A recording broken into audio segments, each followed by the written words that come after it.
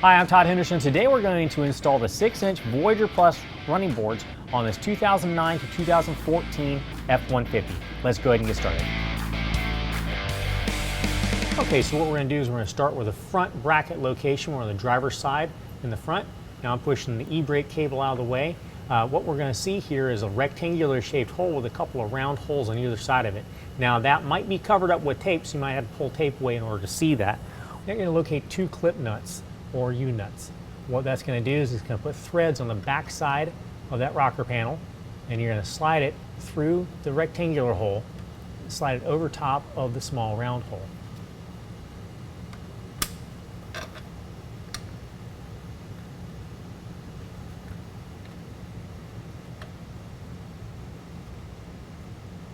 Next, we're going to grab the driver's side bracket. Now, just so to make you aware, this was actually packaged incorrectly. It was packaged as the rear bracket. This is the front bracket. The cradle on the front bracket will be facing towards the rear. The rear bracket will be facing towards the front. Next, we're going to use a provided hex head bolt with a lock washer and a flat washer. We're going to set it in place through the bracket into that clip nut that we just installed. We're just putting this in hand tight as well. Next, we're going to go through the bottom of the pinch weld. We're going to put a flat washer on top of that, followed by a lock washer, followed by a nut.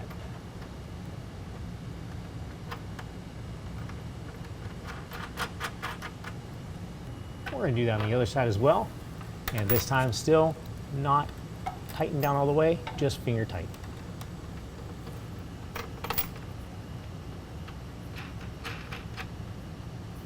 Next, we're going to move to the rear of the vehicle. You may have to remove some tape there again to reveal these holes, but you're going to see again the rectangular hole and then the 2 small holes on the other side. This bracket is going to install the exact same way. Use the clip nuts.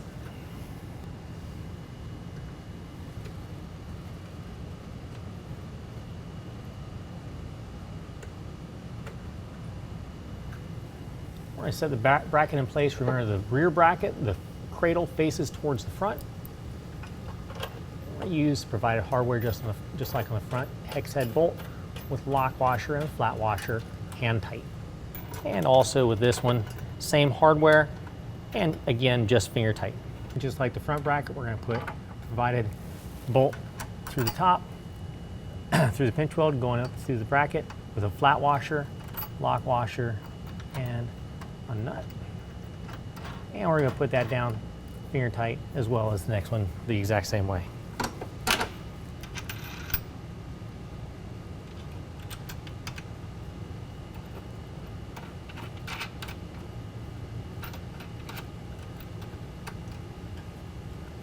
We've gone ahead and we've placed the board on top of the brackets. Now if you're working by yourself, this is what you want to do to keep everything from sliding around. Just lightly thread in 1 bolt, then go back to the other bracket so we can put our pads into the board. Next, we're going to locate our pad. That's going to go on top of the bracket, in between the bracket and the board. We're going to line those holes up. We're going to locate our Allen head bolt with a lock washer and a flat washer. We're going to go up to the bottom and then just lightly get that started. Do that with both the holes. And we're going to move to the other bracket. Now we can go ahead and pull this bolt out because we don't have to worry about anything sliding off. We're going to take our pad, lift up, slide the pad in place,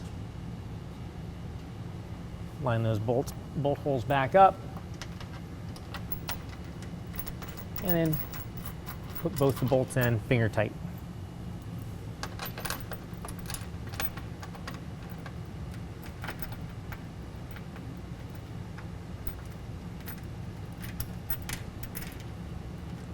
Okay, now once we've lined up the board front to back and gotten them centered, we're going to go ahead and tighten down these bolts, holding the board to the bracket using a 6mm Allen wrench. Repeat that on the rear bracket as well.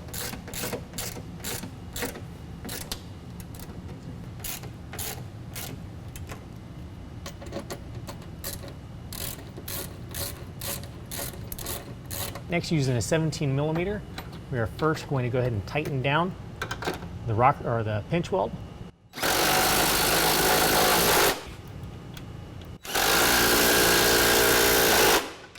and then go back and tighten up the rocker panel.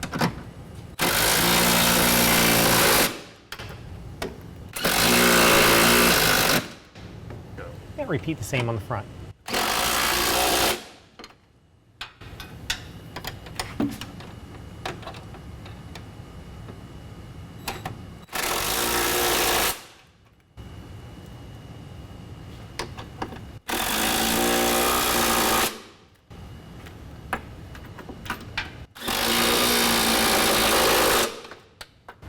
Well, that concludes the installation. If you have any questions, call the experts.